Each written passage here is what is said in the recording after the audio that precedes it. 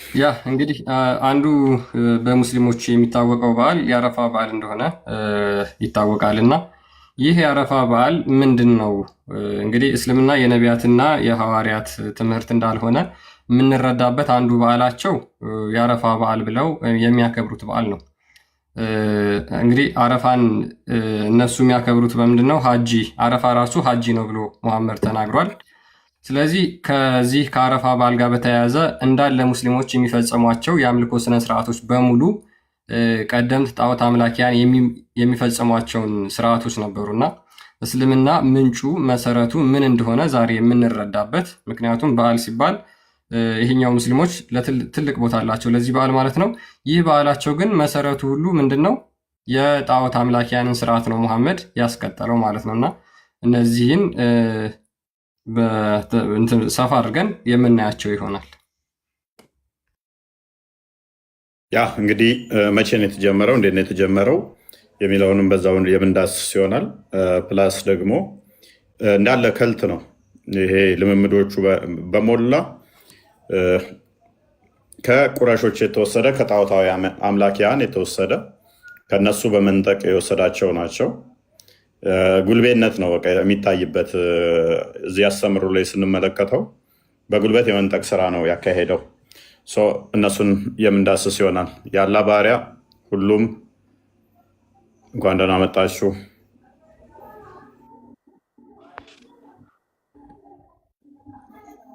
እንኳን ደህና ቆየ። እፎይ ይምራን አለ የሱ አለ ከሚያውቅ ሰው ጋር ለምን አታወራም? አንተ ማንም ሰው አስገብተህ ዝም ብለህ የማያውቁትን አስገብተህ እዚህ ውስጥ ከምትከራከረው ከሚያውቁት ከሚችሉት ጋር ለምን አታወራም? አንተ ኦኬ ካወቁ ጥራቸው ጆሯቸውን ጠምዝዘውና ከስር እየተማሩ ነው ስልክ አሁን ባለፈው እነሱም ከስር እየተማሩ ስለሆነ አሁን ምችል ከሆነ ትመልሳለህ፣ ማችል ከሆነ ከስር ሆነ ተማር። አንተ ጭንቅላት የሌለውን አካል የሚያመልኩ ኡስታዞች ጭንቅላት እንዳላቸው አድርጋችሁ አትጥሯቸው። እዚህ አንዴ እስኪ የኢየሱስ አምላክ ይባረክ ባል እስኪ አንዴ በአንደበት ያው እስቲ አንዴ ሚት አድርግና ተራህን ጠብቅ። ጭንቅላት የሌለው አካል አምላኪዎች፣ ተረከዝ አምላኪዎች ተረጋጉ፣ ፓኒክ አታድርጉ። ተረከዝ አምላኪዎች ተረጋጉ። ዛሬ ያለ ቅርቢቱ ሰማይ መጥቷል። ስለዚህ እንዳይቀየማችሁ። ጭንቅላት አልባው አካልን የምታመልኩ ተረጋጉ። ቆይ ታጁ ተመለስ፣ ታጁ ተመለስ፣ ታጁ መሐመድ ታጁ እንኳን ደህና መጣ፣ እንኳን ደህና መጣ። መልካም። ዛሬ አረፋ ታከብራለህ ወይንስ ከማከብሩት ነው? አሰምረ እያከበርኩኝ። አረፋ በዓል ማለት ምን ማለት ነው?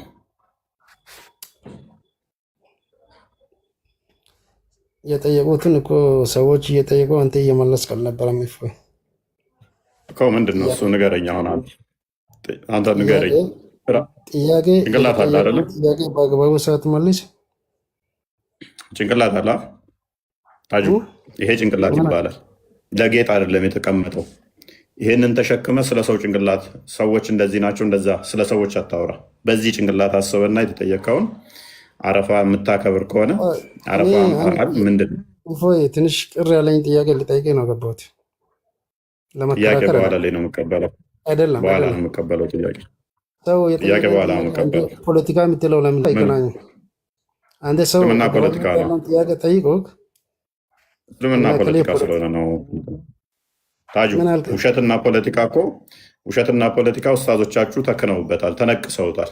ድራማ፣ ውሸት፣ ፖለቲክስ የለመዱት ስለሆነ እሱን ተወና አሁን እኛ የምንፈልገው ከስር የሚመጡ የቤት የሚመጡ ሙስሊሞችም ከስር ሆነው የሚማሩ አሉ። ገዝተ ላይ ማይገቡ እነሱ የሚፈልጉት እውቀት ነው የሚፈልጉት። ክርስቲያኑም ከስር ሆነው የሚመጣው አንተና ከስር የምትማረው ኢብራሂም ጋር ከስር የተማርከ ነበር። ጭንቅላት የሌለውን አካል አምላኪዎች ተረጋጉ። ፎቶኮፒ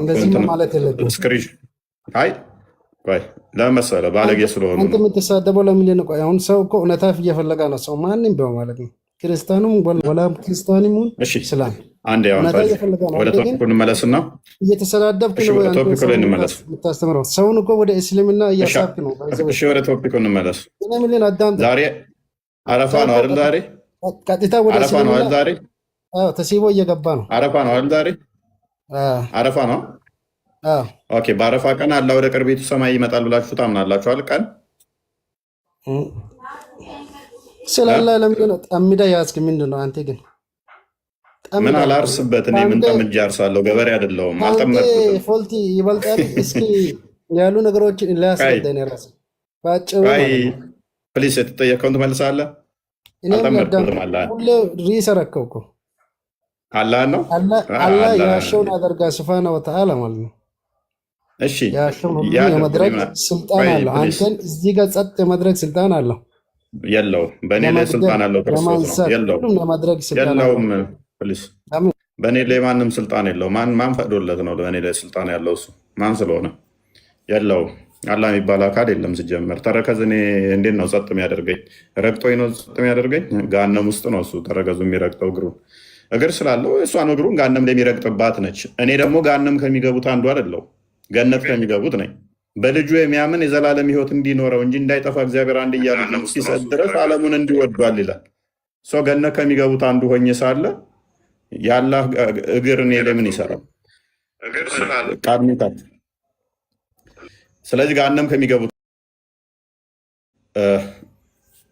እኔ እግሩ እኔ ለሚረገጥ ስላልሆነ ጸጥ አያደርገኝም። እኔ ኤኒዌይስ አሁን በደንብ አስተውል።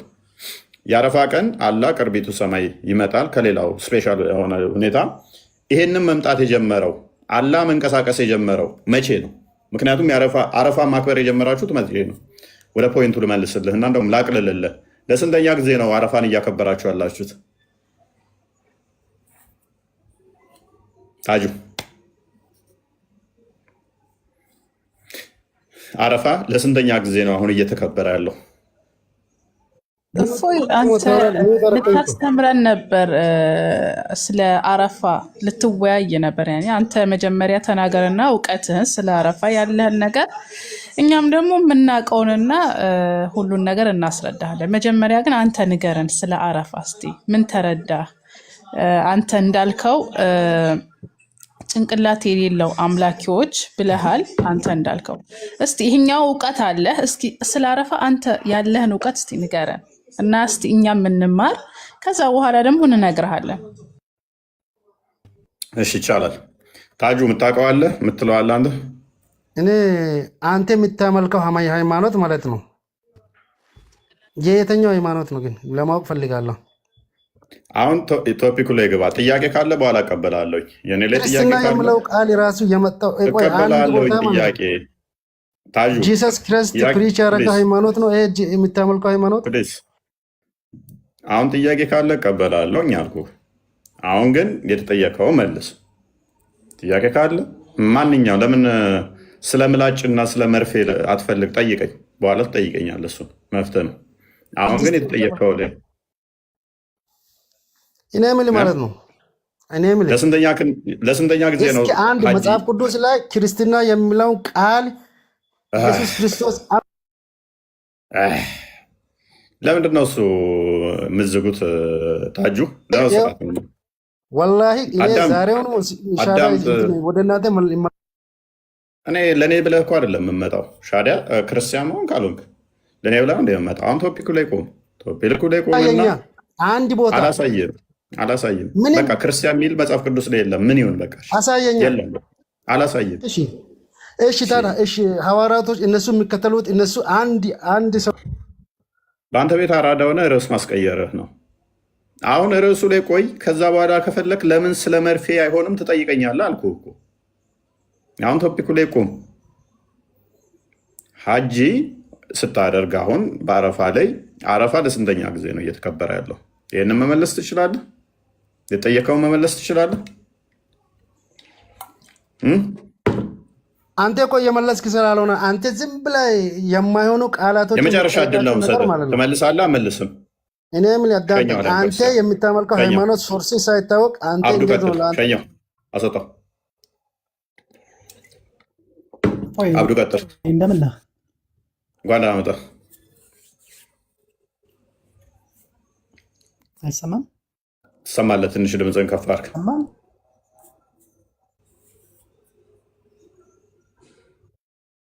ትንሽ ድምፅህን ከፍ አድርግ። ትሰማለህ? አይሰማም? የኔ እና አልሰማም። ይሰማል። ኧረ አብዱ ተቋርጧል። አብዱ አለ እና አልሰማም። እፎይ እኔ አልሰማም።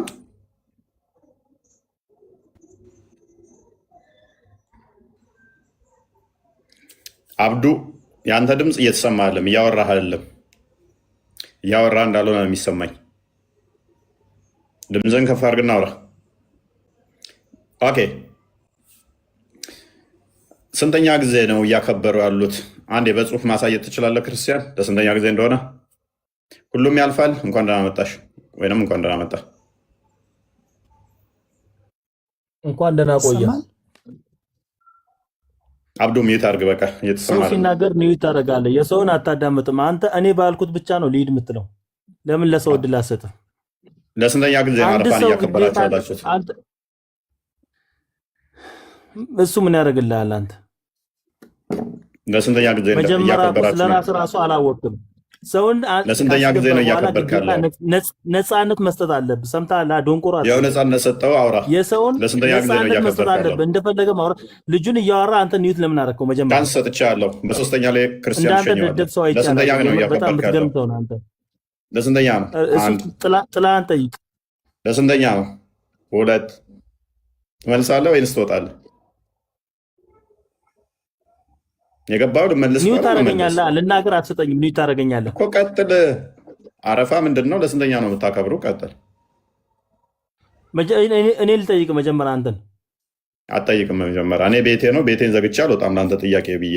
መጨረሻ ላይ ትጠይቃለህ ብያለሁ። እንዴት መጨረሻ ላይ ትጠይቃለህ። ጥያቄው ክርስትና መልስ ማለት ምን ማለት ነው? እስኪ ትጠይቃለህ። ንገረኝ አንተ መጀመሪያ። ኦኬ። ከስር ሆነ ታብታብ ሰው እኮ አውቆ እያደረግህ ነው። መልሰው እኛ ቤታችን ነው። ስለዚህ የምንሄድበት የለም። የተጠየቅከውን ትመልስና መጨረሻ ላይ ትጠይቃላችሁ። ሁሌም እንደዛ ነው የምናደርገው። አታልቅሱ፣ አታልቅሱ። እቺ ፖለቲካችሁን በልተናታል። ጠይቀህ ከዛ በኋላ መውጣት፣ ተጨቃጭቀህ ርዕስ ማስቀየር የተለመደች እኔ ጋር አሰራመች። የእኛ ቤት ህጉ ይታወቃል። አረፋ ነው ዛሬ የምታከብሩት ነው። ትልቅ በዓል ብላችሁ ታከብራላችሁ። አላህ ይመጣል የምትሉበት ቀን እንደመሆኑ መጠን ለስንተኛ ቀን ለስንተኛ ጊዜ ነው? ቀላል ጥያቄ ነው። ክርስቲያን እያሳያችሁ ነበር እያከበራችሁ ያላችሁት። ማታከብሩ ከሆነ አረፋን እኔ አላከብርም ማለት እኮ መፍታችሁ ነው። ታከብራለህ? ዳውድ እንኳን ደህና መጣ። እንኳን ደህና ቆየ። እፎይ ይሰማል? ትሰማለህ? እንኳን ደህና መጣ ብያለሁ። እኔም አረፋን ታከብራለህ?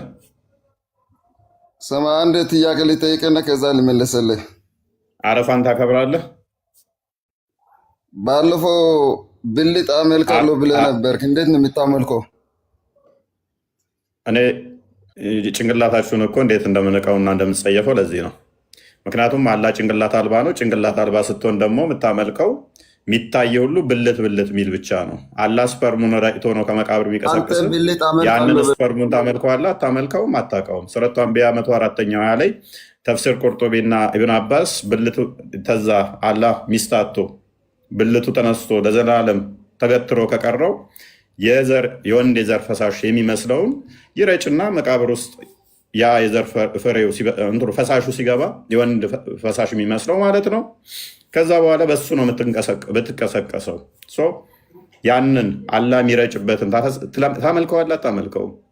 አላህ ጭንቅላት የለውም ብለህ ነው የምታመልከው ወይንስ ጭንቅላት አለው ብለህ? ብልት በማለት ትልቅ ነገር መስሎሃል? ሱረቱ በቀራ ከቁጥር 30 ጀምሮ አላህ አደምን እንስሳትን ሳይቀር ያስተማረው ስማቸውን ያስተማረው አላህ ነው። ስሞችን የአካላት ስሞችን ያስተማረው ለከፈስ ጭምር ይላል ጠዋሪ ያስተማረው አላህ ነው ለአደም። ይሄንን ፀጉር ሲል፣ ይሄን አይን ሲል፣ ይሄን አፍንጫ ሲል፣ ይሄን ጥርስ እያለ ለአደም ለእያንዳንዱ አላህ ካስተማረው ብልቱ ምን ብሎ ነው ያስተማረው? አላህ ከፈስ ጭምር እሱ ነው ያስተማረው። ለምን ትሸማቀቅበታለህ? አካላል አላህ ፊት ሳትገረዝ 60 ክንድ ረጅም ሆነ እስተነ ሸለፈት አይደል የምቆመው አላህ ፊት። እንደዛ ነው የሚለው ሐዲሱ። ትልቅ ነገር መስሎ ነው አላህ ፊት ያ ሸለፈትህ ያልተገረዘው 60 ክንድ ርዝመት። ኢማጂን 60 ክንድ ርዝመት ፎቅ በሉት፣ ፎቅ የሚበልጥ እኮ ሳይገረዝ ተተነሳ የ100 ወንድ ጉልበት ያለው የማይበርድ የማይቀዘቅዝ ነው የሚለው እንደ ፌሮ ተገትሮ የሚቀር ያንን እዛ አላህ ፊት እንዲህ ትለለ እንዴ? ፌሮ በለው። ኤኒዌይስ ስለዚህ ብዙም አትባልጉ። ጭንቅላት የሌለውን አካል የምታመልኩ አትባልጉ። ተረገዝ አምላኪዎች ማለት ነው። አላህ ብልት ይኑረው አይኑረው አላቅም ያለህን ኡስታዝ እየተከተልክ ኢማም አራዚ እንደሚለው ደግሞ አላህ ድፍን ሊኖር ይችላል፣ ክፍተት ሊኖረው ይችላል። የሴት ብልት ሊኖረው ይችላል፣ የወንድ ብልት ሊኖረው ይችላል። ሁለቱንም የሴትም የወንድም ብልት ሊኖረው ይችላል። የለውም ካልን ግን እግርና 2 እግር አጽድቀንለት እጅ ሰጠ ነው። ብልት የለነውም ካልን ይሄ ጉድለት ነው፣ ስልብ ነው ይላል። አምላክ ስልብ ነው። ኤኒዌይስ ወደ ቶፒኩ ባክ እናድርግና ለስንተኛ ጊዜ ነው አረፋ የምታመልኩት? ሶሪ አረፋን ለስንተኛ ጊዜ ነው የምታከብሩት? አቡኪ እንኳን ደህና መጣ።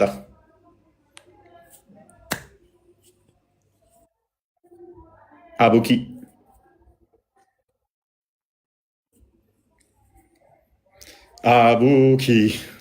አቡበከር አይ ቲንክ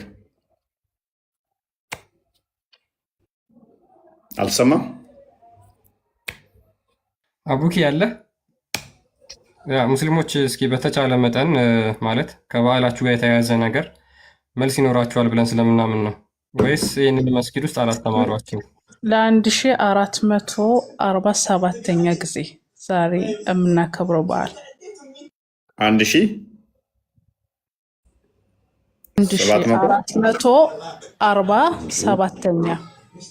1447ኛ። ኦኬ ረመዳንስ? ረመዳንም እንደዛው። ኦኬ ገና ረመዳንም እንደዛው የምን ነበር? አረፋም እንደዛው 1447 አይደለ? አዎ። ኦራይት ሙሐመድ እስልምናን ካመጣ በኋላ ነው ማለት ነው ይሄ ነገር መከበር የጀመረው። ራይት ያላ ባረ ሁለቱ በዓሎች የጸደቁልን ና ሙሐመድ ሰለላሁ ዐለይሂ ወሰለም ከተላከ በኋላ ግን ከዛ ውስጥ የምናስባቸው እሳቢዎች ግን ከዛ በፊት በነብዩላህ ኢብራሂም ዐለይሂ ሰላም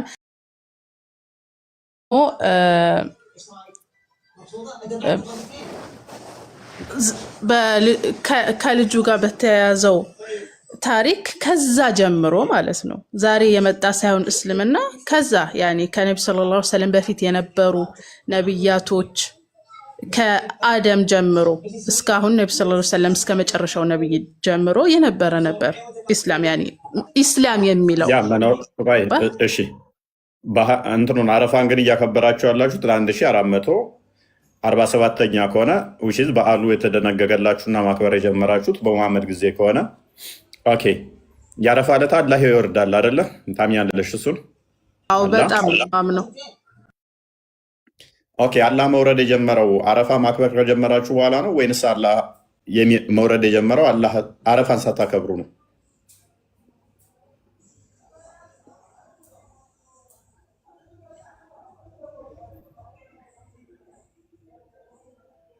የእውቀት ባለቤቶች ይመልሱልሃል። እኔ የመመለስ አቅሙ የለኝም። አቅሙ ስልህ ጥልቅ እውቀት የለኝም። የእውቀት ባለቤቶች ከኔ የተሻሉ አሉና እነሱን ትጠይቃቸው፣ እነሱን ይመልሱልሃል። ሌላ ጥያቄ ካለ የእውቀት ባለቤቶች አክቹዋሊ ክርስቲያኖችና አይሁዶች ነን። የእውቀት ባለቤት የምንባለው የማታውቁም ብትሆኑ የእውቀት ባለቤቶችን ጠይቁ የሚለው ቁርአናችሁ ደጋግሞ የኢስላም የእውቀት ባለቤቶች ናም የበፊት ኪታብ አህለል ኪታቦች ነው። ግን አሁን የምልህ አሁን እስላም የሚያውቁ እነሱ ማለት ነው ያላ ባሪያ ቁርአንሽ ላይ አንድም ቦታ ላይ ሙስሊሞችን ሳይሆን የሚለው ክርስቲያኖችን ነው የእውቀት ባለቤቶች የሚለው እና ይሁዶችን። በዚህ እንተማመናለን። እየነገርኩህ ያለው ያንን ሳይሆን አሁን ያሉት የእውቀት ባለቤቶች ምልክ ኡስታዞች፣ እውቀት ያላቸው ቁርአን የተረዱ ሐዲሱን የተረዱ አላህን ብታምኝ ይሻልሻል ወይንስ ደግሞ ዝም ብሎ ሰዎች ያሉትን ማመን ነው የሚሻልሽ? አላህ የእውቀት ባለቤቱን ጠይቂ ካላወቅሽ ሲልሽ ክርስቲያኖችና ይሁዶችን ነው ጠይቂ ያለሽ። አንቺ ለምን ሙስሊሞችን ትያለሽ? የእውቀት ባለቤት ማወቅ ካላወቅሽና የእውቀት ባለቤቶች እንዲነግሩሽ ከፈለግሽ እኔን ነው መጠየቅ ያለብሽ። እኔን ነው እንዳስረዳሽ።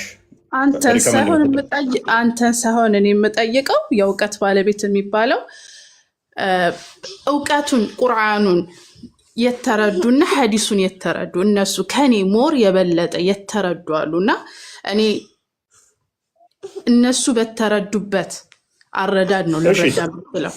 አይ እንደዛ የለም። አክቹዋሊ ክርስቲያኖችና ይሁዶችን ነው እንድትጠይቂ የሚያዝሽ። አቡኪ ቀጥል።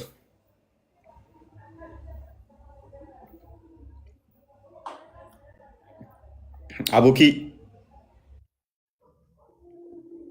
አይሰማም? አቡኪ እያወራ ከሆነ ማይክ ዝግ ነው። እስኪ ክፈትና አውራ። አቡኪ አይሰማም?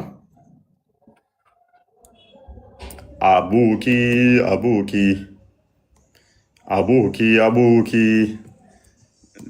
ዝምታ መልስ አይሆንም። አቡኪ አቡኪ መልስ አይሆንም። ዝምታ ቀጥል። አቡኪ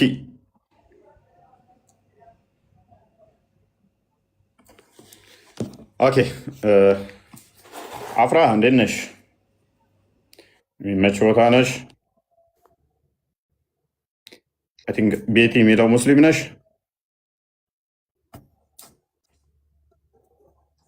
ሙስሊም ነኝ። እንኳን አመጣሽ። አካውንት ተቀይሮብኝ አካውንት ቀይርና ስሙ አንድ ነቅላችሁ። ኦኬ አረፋን ታከብሪያለሽ? አከብራለሁ። እና ጥያቄ ነበረኝ ልጠይቅ ነው ገባሁት። ጥያቄ በኋላ ላይ ነው ጥያቄ በኋላ ላይ ነው መቀበለው። ትንሽ ቆየት እንላለን ጥያቄ ለመቀበል። እሺ እዚሁ ማለት ትችያለሽ። ጥያቄ ትንሽ ቆየት ብለሽ ትጠይቃለሽ። ክርስቲያን አለ?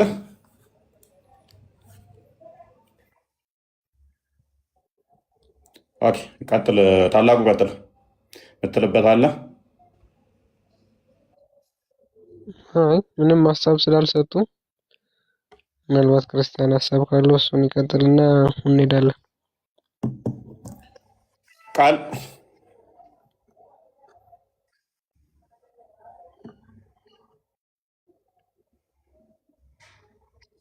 ልንወያይ ነበር አይደል? ልታስረዳን ነበር እፎይና ትንሽ ሙስሊሞቹ ይሄዱበት ብዬ ነበረ።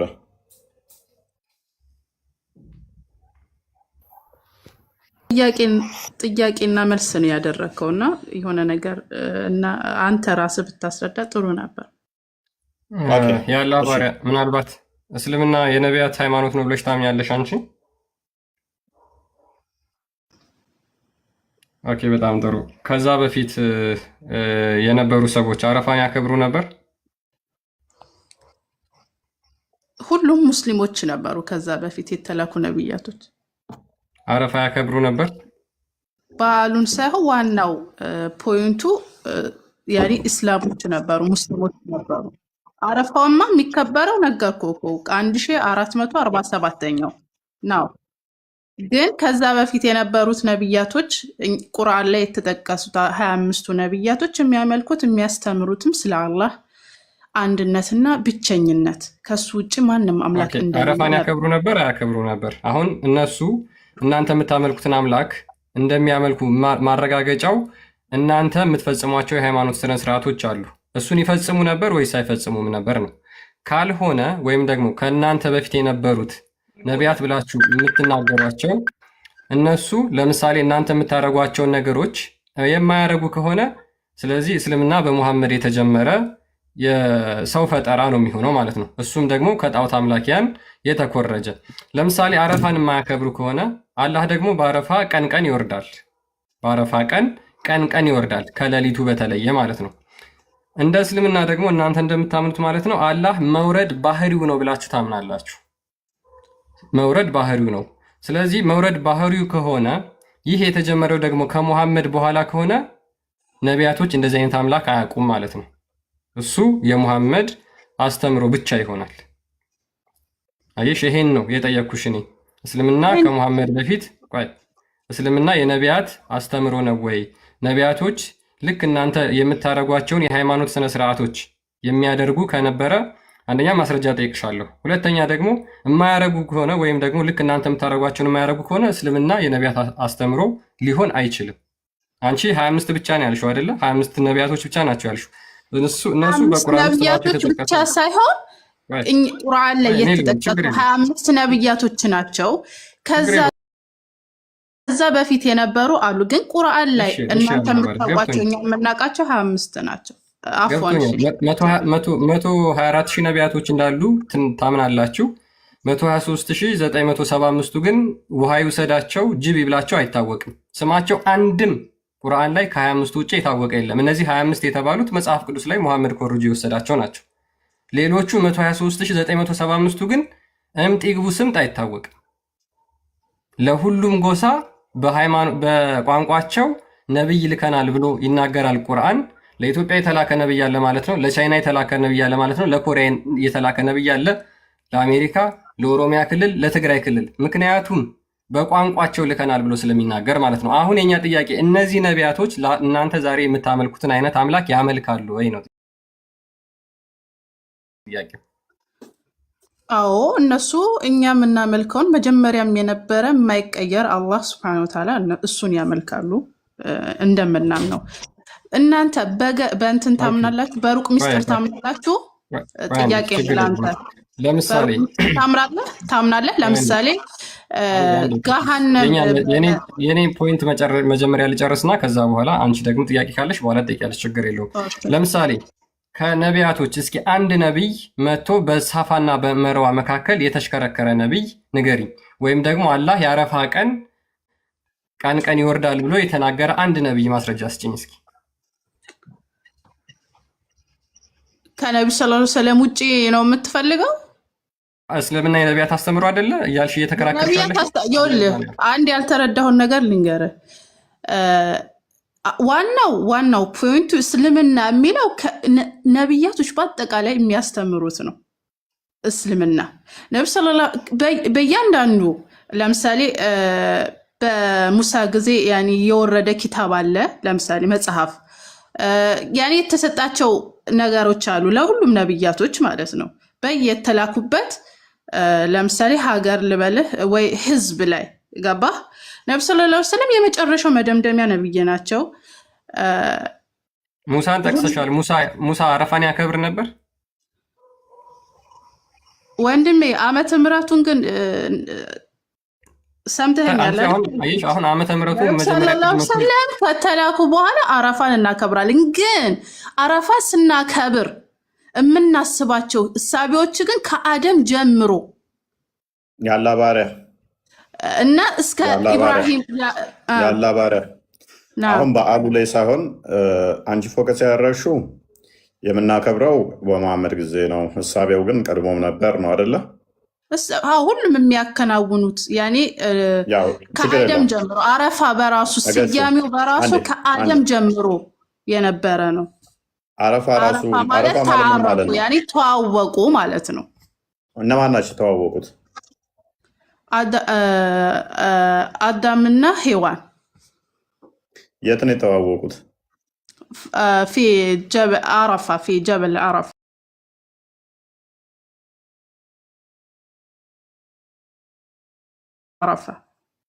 في ቁርአን ላይ ማስረጃ ይኖራል እሱ ነገር እሱ ለእውቀት ባለቤቶች ይቀመጥ። እሺ ሐዲስ ላይ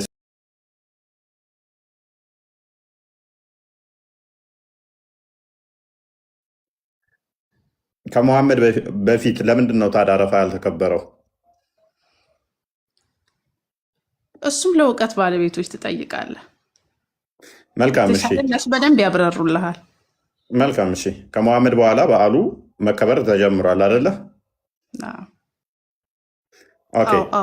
ያንን በዓሉ የምታከብሩበት ቀን ላይ ከዛ አላህ ደግሞ ይወርዳል አይደለ? አዎ በደንብ። ስለዚህ መውረድ አሁን እንደ በዓላት አይደለም። ያላ ማክበር አለማክበር እሱ አንቺ የምትተገብሪው ነሽ፣ ፍጡር ነሽ። አሁን አላህ የት ነው ያለው ብለሽ ነው የምታምኚው? ኢነላህ ዐለል ዐርሽ እስተዋ ያኒ ዐለል ዐርሽ ፊል ዐርሽ ያኒ በአርሽ ላይ ተቀምጧል ብዬ ነው የማምነው። አርሽ ላይ ነው። ኢነላህ ዐለል ዐርሽ እስተዋ ያኒ። ነገር ግን እኮ የአረፋ ቀን ይወርዳል ብለሽኛል። እንደፈለገ እሱ የእሱ ስራ ነው። አረፋ እንደ ዛሬ አረፋ አለ። ዛሬ አረፋ ነው። በደንብ ትላንትና ዱዓ እያደረግን ነበር። ታዲያ ዛሬ እኮ ይወርዳል። እዚህ ነው ያለው። ከአርሽ በላይ ነው። ለምን ትይኛለሽ? ወርዷል እኮ። እኛ የምናምነው ያንን ነው። አልወረደም እንደ ያለ አምናለሁ። ይወርዳል ተብሏል። አምናለሁ ይወርዳል። ዘንድሮ ወርዷል። አልወረደም። እናምናለን እንደሚወርድ እኮ ዛሬ አሁን ወርዷል። አልወረደም። ምክንያቱም እኛ ጋር አሁን ጨለማ ነው። ኦልሞስት ለአምስት አስር ጉዳይ ነው። ሌሎች ሀገራት ላይ ደግሞ ቀን ነው። ዛሬ አረፋ እያከበሩ ነው ገና። ስለዚህ ወርዷል። አልወረደም። እኛ የምናምነው ወርዷል ነው ልትለኝ የፈለገው። ሌላኛው ሀገር ጨለማ ነው፣ እዚህ ሀገር ቀን ነው። ያኔ እስከ ከማታ ጀምሮ ዛሬ በቃ በተለየ ስፔሻል ዴይ አረፋ ቀን ላይ ቀን በኋላ ይወርዳል ተብሎ ከታመነ፣ ስለዚህ አረፋ እንደመሆኑ ይወርዳል ሳይሆን የምትይው ወርዷል ነው ማለት ያለብሽ። ምክንያቱም አሊያም ይወርዳል ተብሏል። ይወርዳል አምናለሁኝ ይሄንን። ስለዚህ አሁን ወርዷል አልወረደም? አረፋ እንደመሆኑ ዛሬ አምናለሁኝ ወርዷል፣ እንደሚወርድ አምናለሁ። አንተ ልጠይቀኝ የፈለግከው ሌላ ቦታ ጨለማ ነው፣ እዚህ ቀን ነው ይሄ የሚለውን አይደል? ይወርዳል አምናለሁኝ። እሱ የእሱ ስራ ነው። ስለዚህ አሁን እየወረደ ነው ወይንስ ወርዷል? እሱም አላህ ነው የሚያውቀው። እንደሚወርድ አምናለሁ። ወረደ፣ አሁን ደረሰ፣ እሱን አላህ ነው የሚያውቀው። እኛ ግን እንጠባበቃለን፣ እንከጅላለን። የሩቅ ምስጢርን አናውቅም፣ ግን የሩቅን እናምናለን። ችግር የለውም አለ ብለን እናምናለን። ስለዚህ ወርደዋል ማለት ነው አይደለ? ዛሬ አምናለሁኝ ይወርዳል ተብሏል። በክጃሎትና በተስፋ ጠብቅ ያለሁኝ ኢንሻአላህ አላህ ሱብሃነሁ ወተዓላ ይሰማኛል። ወርዷል ብዬ አምናለሁ ይወርዳል ስለተባለ። ስለዚህ ከአርሽ በላይ ነው የሚለው ብዙ ማስኬድማ ወርዷል ዛሬ ያስኬዳል። ሁሌም ከአርሽ በላይ ነው። ይወርዳል ከተባለ ደግሞ እናምናለን። እሱንም እናምናለን፣ ያንንም እናምናለን። አልወረደም እንዴ? እሱንም አምናለሁ፣ ያንንም አምናለሁ። እሱ ሁሉም ነገር አወርዶ ነው ያለው ወይስ ተመልሶ ነው ያለው? ምን አልከኝ? አሁን ወርዶ ነው ያለው ተመልሶ ነው ያለው? እሱ ነው የሚያውቀው። አላህ ሱብሃነሁ ወተዓላ ነው የሚያውቀው። እኔ ምንም የማውቀው ነገር የለም። ግን እንደሚወርድ አላህ ላይ ተቀጥያለሽ። አላህ ላይ እየቀጣሽ ነው። ቆይ አልቀጥፍም። ይኸውልህ እኛ ሙስሊሞች ዩእሚኑነ ቢልገይብ ያኔ በሩቅ ምስጢር እናምናለን። አለ ከተባለ እናምናለን። ያላ ባሪያ ይሄ ምንም ጌብ የሆነ ጉዳይ እኮ አይደለም። ምክንያቱም እያወራንበት ያለው የተገለጸ ነገር ነው እንጂ አይ ጌብ ነው ብለሽ የምታልፊው ነገር አይደለም። ገይብ ነው። ይወርዳል። እንዴት ወረደ? አሁን እየመጣ ነው። ምን ነው እሱ? አልፈላፈልም። እየጠየከኝ እኮ ነው። አሁን ወረደ እያልከኝ፣ አሁን ወርዷል። እሱ በቃ እንደሚወርድ አምናለሁ፣ እከጅላለሁኝ። እሺ መልካም። እሺ ላቅልልሽ። አሁንም ይሄን መውረድ የጀመረው መቼ ነው? እሱን ራሱ ነው የሚያውቀው አላህ ሱብሃነሁ ወተዓላ። ግን እንደሚወርድ አምናለሁኝ። መቼ እንደጀመረ ግን እሱ ያውቃል። የነቢያት አስተምሮ ነው ብለሽ ነበረ። ኢስላም አዎ የሁሉም ነብያቶች አስተምሮ ነው ኢስላም። መውረድ የሚወርደው ግን የአረፋ ቀን ጠብቆ ነው አይደለ? ወንድሜ አላህ ሱብሃነሁ ወተዓላ ይወርዳል አረፋ ቀን ብቻ አይደለም ከሌሊቱ ሌላ ነው።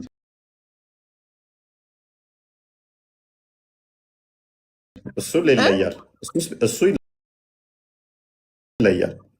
ከዚህኛው ቀን ጋር ታገናኙ። ያም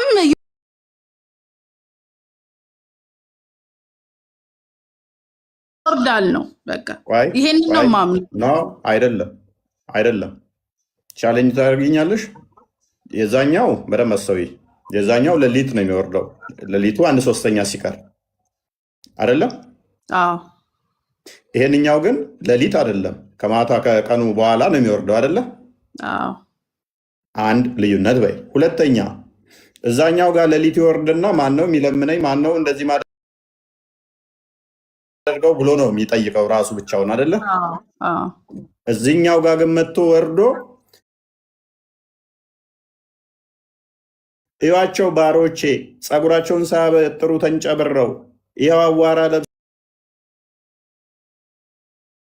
እዩዋቸው ውስጥ እያለ መላእክቶቹ ፊት ይኩራ ነው። ጥራት ይገባው እኮ አሁን ያ ሁሉ ከዓለም ላይ ተሰብስበው አይተህ ከሆነ የማይተዋወቁ ብሔሮች፣ የማይተዋወቁ ሀገሮች፣ ቋንቋቸው አንድ ያልሆነ ድሃ፣ ሀብታም፣ ፕሬዝዳንት ሁሉም አንድ እዛ ቦታ ላይ ችግር የለውም። ጥራት ይገባው ለሱ ነው። ይሄው ሁሉ ፋይን። ቆይ አንዴ ፋይን። መልካም። ይሄንን ኩራቱን መጀነኑን በመላእክቶ ፊት የጌትነት ባህሪ ነው፣ የሱ ባህሪ ነው። አንዴ እኮ አዳምጪኝ። ይሄ ኮራ ጀነን እያለ ያው ባሮች አመዳም ሆነው ያው ፀጉራቸው ተንጨብሮ ያው አዋራ ለብሰው እያለ መናገር የጀመረው መቼ ነው? ለሱ ዛሬ ሳይሆን ባሮቹ ሁሌም ባሮች አሉት። እሱ ጥራት ይገባው። ይሄን መናገር የጀመረው መቼ ነው? ኩራት ጥራት ይገባው። ያላ መቼ ወርዶ እሱን አላቅም ስልህ ምን እንደሆነ ታውቃለህ? ቆይ ታውቂያለሽ። እኔ አምናለሁኝ እንደሚወርድ። የእሱ ደግሞ ባህሪው ነው። ገባ? ሁሌም እኔ ለሱ ታውቂያለሽ ነው የምታውቂው። ባህሪው ነው ብለሽኛል። ባህሪውን ያለህን ባህሪ ኩራት የጌታዬ ባህሪ ነው። ጥራት ይገባው። መልካም እሺ። ስለዚህ በደንብ አስተውይ። 1447 እዛ ጋር አመዳም ቢሆኑ ቢጠቁሩ ምን ቢሉ አላህ ሱብሓነሁ ወተዓላ ለእነሱ ጀነት አዘጋጅቶላቸዋል። ያ ጀነት እሺ፣ ካዳምጪ አንተ የምታወራው ዱንያ አይደለም። ያኒ ይሄ እሺ፣ አንዳዳምጪኛ ኦኬ። የሰማ ላሰለቆምሽ ያ አሁን እኔ ለምን ኮራ አልኮራ አይደለም ዋናው ፖይንት እኮ እሱ አይደለም። እኔ እሱ ፖይንት አይደለም ለጊዜው 1447ኛ በዓል እየተከበረ እንደመሆኑ አላህ ደግሞ በዚህ ቀን ከሆነ የሚወርደው ከዛም የሚኩራራበት ቀን ከሆነ በዚህ ቀን ውጪዝ በአረፋ ቀን በዚህ ከሆነ የሚወርደው አስቀድሞ ይሄ አረፋ በዓል ማይከበር ማይታወቅ ከሌለ እስልምና የነቢያት ሃይማኖት አይደለም። ወይንም ደግሞ አላህም ባህሪው መለወጥ ጀምሯል ማለት ነው። አስቀድሞ የሌለው ባህሪው ላይ አዳርጓል። ምን አይነት ቀን ማይወርድ ነበረ? አስቀድሞ ቀን ማይወርድ ነበረ። አረፋ መከበር ሲጀምር ግን ለእናንተ ሲል ምን መሆን ጀመረ? መውረድ ጀመረ። ስለዚህ አላህ ምን አደረገ? አንድ ቀን ከዓመት ውስጥ መንቀሳቀስ ጀመረ። አንድ ቀን ብቻ አይደለም የሚሆነው። አክቹዋሊ አንቺ ጋር ሲመጣ ቀን ይሆናል፣ ሌላው ጋር ጨለማ ይሆናል፣ ደግሞ ቀን ይመጣላቸዋል። እንደዛ ብሎ እንግዲህ ይሄ የአንተ መፈላፈል እፎይ፣ ይሄ የአንተ መፈላፈል ተቃለ። ሁሉም ሀገር ይመጣል አለ። ሁሉም ሀገር ይመጣል አለ እንዴ? ዓለማት ጌታ የሆነ ጌታ ሁሉም ሀገር ትላለህ እንዴ? አንተ ከፋፈልከው እኮ ሀገር ብለን እኮ ይከፋፈል ነው እኛ ነን። እሱ እኮ ዱንያን አኺራን የፈጠረው እሱ ነው። ስለዚህ አንቺ ጋር እኮ ከቀን በኋላ ከሆነ የሚመጣው የምትከፋፈለው አንተ ነህ እንጂ ለእሱ ዱንያ አኺራ ዱንያና ያኒ አኺራ ያኒ ለእሱ ምንም እኔ ስላቀለልሽ አይከብድም። ያኒ የህፃን ጥያቄ አልጠይቅ። አፎን ይቅርታ፣ የሆነ ጥያቄ ጠይቅ። ላቅልልሽ የህፃን ጥያቄ ቢመስልሽም እንዳለ እኮ የእውቀት ባለቤቶችን ጠይቅ ብለሽ ነው ያለፍሽው። ኤኒዌይስ ሀጅ ታደርጋላችሁ አይደለ? አዎ። ሀጅ ስታደርጉ ከውስጥ ልብስ አለብሱማ? ሴቶች ይለብሳሉ። ምንድን ነው የሚለብሱት? ልብስ። ኦኬ። በፊት ላይስ ይህንን ከጣዖታውያን አምልኮ የተወሰደ ነው የሚል ንባብ አንብቤ ነበረ። ወንዶቹ ራቁታቸውን እንደዚህ ያደርጋሉ አይደለ? ትከሻቸውን ገልጸው ነው የሚሄዱት። ለምንድነው ገልጸው የሚሄዱት ትከሻቸውን? ትከሻቸውን ለምንድነው ገልጸው የሚሄዱት? ያኔ አንተ ልትለኝ የፈለከው ራቆታቸውን ይሄዳሉ ነው አይደል? እዛ የምታስበው እሳቤው በራሱ አንተ ሞታ ስትቀበር ምን ላይ ነው የምትቀበረው? ያኔ ምንም ዱንያ ምንም እንዳልሆነች ለማሳየት ነው። ገባ? እዚህ ዱንያ ላይ ምንም ይዘህ እንደመሄድ እንደማትችል ምንም ምናት ዱንያ ማለት ይሄ ምንኖርበት። ወንዶች ተቀይጣችሁ መሄድ ትችላላችሁ? አትችሉም? ሴትና ወንዶች ተቀይጣችሁ መሄድ ትችላላችሁ? እዛ ተቀላቅሎ ይኬዳል፣ ግን ያው እንደ ሁኔታው ነው። ከብዛት አንጻር ያላ እዛ ሴትና ወንዶቹ መቀየጥ ትችላላችሁ። መስጊድ ላይ ሴትና ወንዶች መቀየጥ ትችላላችሁ? አይቀየጥም። ስለዚህ መስጊድ ውስጥ የምታስቡት ሌላ ነገር ስለሆነ ነው የምትለያዩት። እዛ ደግሞ አታስቡ ማለት ነው። መስጊድ ውስጥ ማሰብ አለማሰብ መስጊድ ላይ ጸሎት ለማድረግ እኮ ለመማማርም መስጊድ ጸሎት ለማድረግ ወንድና ሴቶች አትቀየጡም፣ በፍጹም ትለያያላችሁ። እዛ ሲሆን ግን ያውም ከላይ ፓንት እንኳን ሳይለብሱ እዚህ እንትን ራቁታቸው ሆነው ይዞራሉ። እዛ ወሲብ ፍላጎት የላቸውም ወንዶቹ ማለት ነው። እዛ ጋር ሴቷ ልጅ በተቻላት አቅም ትሸፈናለች። አየህ አላህ ሱብሓነሁ ወተዓላ ለወንድ ልጆችን መከፋፈል ሲፈቅድ ለሴቷ ግን መሸፈንም እንዳለባት ነው። እዛ ላይ ስትሄድ መስጊድ ላይ ስትሄዱ ጡታችሁን እያሳያችሁ ዳሌያችሁን እያሳያችሁ ተገላልጣችሁ ነው እንደ መስጊድ ላይ። ሀጅም ላይ አናሳይም እኮ። ስለዚህ ካላሳያችሁ ምንም ልዩነት የለውም ማለት ነው። ነንሴንስ። ቆይ አንዴ ለምንድን ነው እዛ ቦታ ላይ ፓንት እንኳን ሳይለብሱ ከዚህም ራቁታቸውን ከእናንተ ጋር ተፋፍነው የሚሄዱ ሰዎች መስጊድ ላይ ግን ሲሆን አይቻልም የተባለው? ያ መስጊድ ነው፣ ግን ሴት ልጅ ተሸፍና በተቻላት አቅም አሁን ላይ አብሶ አሁን ላይ ተሸፍና፣ በፊት ላይ ብዙ ሰው አልነበረም እና ሰው በማይኖርበት ሰዓት ኒቃባቸውን ወይ ሂጃባቸውን ይከፍቱታል። ሰው ሲመጣ ግን ይሸፍኑታል። ሂጃብ ሙሉ ሂጃቧን ሸፍና ነው ስለመስጊድ አራም እንትን ያለው ያወራሁት እኔ ካባን ስዞሩ ስላለው ብቻ ነው ያወራሁት። እሱን ነው የምልህ። ሴት ልጅ ሙሉ አካላቷን ትሸፍናለች። አንዴ ሸፈነች አልሸፈነች ወንዱ ራሱን ካልተቆጣጠረ ልብሱን አውልቆ ሲዞር ወንዱ ልጅም ክፍት አድርጎ አይሄድም፣ ዘግቶ ነው የሚሄደው። ሁሉ ነገር የተዘጋ ነው። መልካም ያው ካለ ንገረኝ፣ ወይ ቪዲዮ ምናምን እንደዚህ ተከፍቶ እሺ፣ አንድ አዲስ እንመልከት እስቲ። ሱናን ሶሪ ቡሃሪ 2506 አንዴ ቼክ አድርግልኝ ክርስቲያን። መዝሙር አይደል? እንኳን ደህና መጣ።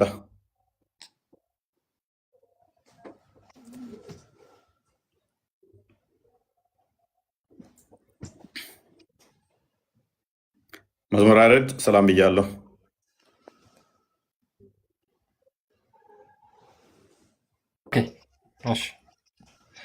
ይታያል። ኦኬ፣ ቀጥል አንብበው። እሺ፣ ሳሂህ አል-ቡኻሪ 2505 ወይም 2506 ላይ ኢብን አባስ እንደተረከው እንደዚህ ይላል። The prophet reached Mecca in the morning of 4th of Dhul Hijjah, assuming ihram for Hajj only. ሙሐመድ በአራተኛው ዱል ሂጃ ቀን የደረሰ መካ ደረሰ። ኢህራምን ያሰበው ግን ለሐጅ ብቻ ነበር ይላል። So when we arrived at Mecca, the prophet ordered us to change our intention of ihram for umrah. ነገር ግን እዛ ከደረስን በኋላ ነብዩ ኢህራማችንን ለኡምራ እንድንቀይር ነገረን አለ።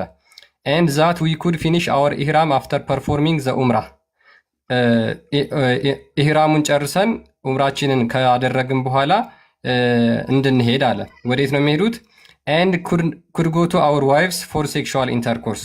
ሚስቶቻችንን ሄደን ወሲብ እንድናደርግ ኡምራችንን ከጨረስን በኋላ አለ። The people began talking about that. ሰዎቹ ስለዛ ነገር የሙሐመድ ሰሃቦች ማለት ነው ማውራት ጀመሩ። ጃቢር surprisingly said. ጃቢር በመደነቅ እንደዚህ አለ. Shall we go to Mina while semen is dripping from our male organ? ጃቢር ይህን ነገር በመደነቅ እንደዚህ አለ። ወደ ሚና የዘር ፈሳሻችን ከብልታችን እየተንጠባጠበ እንሂድን ብሎ ጠየቀ። ጃቢር ሙቭድ ሂዝ ሃንድ ዋይል ሴይንግ ሶ ጃቢር ይሄንን እየተናገረ እጁን ያንቀሳቅስ ነበር ይላል። ወንድሜ ይኸውልህ ይሄንን ሐዲስ ሄደህ ለእውቀት ባልተቤቶች ታነብላቸዋለህ። እሺ ወንድሜ ለእውቀት ባልተቤቶች እዚህ ጋር በደንብ እውቀት ያለው ሰው ነው በደንብ አብራርቶ ለአንተ መልስ መስጠት የሚችለው። ምክንያቱም አሁን የፈለገ ከሳባዎችሽ የተሻሉ ራሳቸው የሚቆጣጠሩ ምናምን ብትይ አይመጣውም። ሳባዎቹ እንኳን ሀጅ ሄደው እንትናቸው እየተነሳ ዘር ፈሳሻቸው እንደዚህ ይፈስ ነበር እየዞሩ። ኤኒዌይስ ጥቁሩ ድንጋይ በምንድን ነው የጠቆረው? እህታችን ደረ የጠቆረው እሱም በደንብ ያብራሩልህ የእውቀት ባልተቤቶች ወንድሜ። ለእኔ ስጠኝ። ክርስቲያን አዘጋጅልን። ምን አልሽን? አዩ ሌሎች ይቀጥሉ። ይበቃሻል። እንትና አላባሪያ አዩ ቀጥይ። አዩ ነኝ። ጥቁሯ ድንጋይ ሰላም ብያለሁ። ለማንኛውም መጣሽ እንኳን ደህና ቆያችሁ። እንዴት አድርጋ እንዴ? እሺ ጥቁሩ ድንጋይ ከየት ነው የመጣው አልክ? ያቺ የመጣችው ጥቁሯ ድንጋይ መጀመሪያ ነጭ ነበረች፣ ከጀነት ነው የወጣችው። እሺ ከጀነት ነው የወጣችው። ከዛ ወደ መካ ከመጣት በኋላ ነቢያችን ሰለላሁ ዐለይሂ ወሰለም እሷ ያቺ ድንጋይ ምክንያቱም የሰው ልጅ ወንጀሉ ስለበዛ ተወቀረች ማለት ነው። መጀመሪያ ነጭ ነበረች። ያቺን ድንጋይ ደግሞ የነካት ሰው ጀነት ይገባል። ኦኬ፣ ስለዚህ ድንጋይ በመንካት ገነት ይገባል። ድንጋይ እሱ ድንጋይ እናመልከዋለን እያልኩህ አይደለም። ያቺ ድንጋይ ከጀነት ስለወጣች መጀመሪያውን ነጭ ነበረች እያልኩህ ነው። እና የሰው ልጅ ወንጀል ምክንያት የሰው ልጅ ወንጀል ስለበዛ ጠቆረች።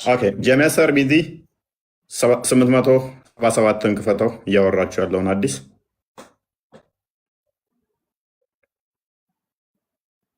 እንደዚህ ይላል።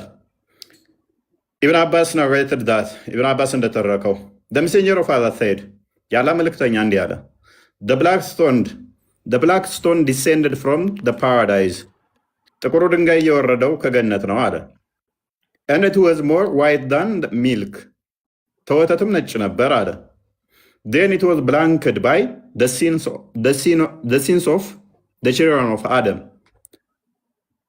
የጠቆረው በአዳም ልጆች ኃጢአት ምክንያት ነው አለ።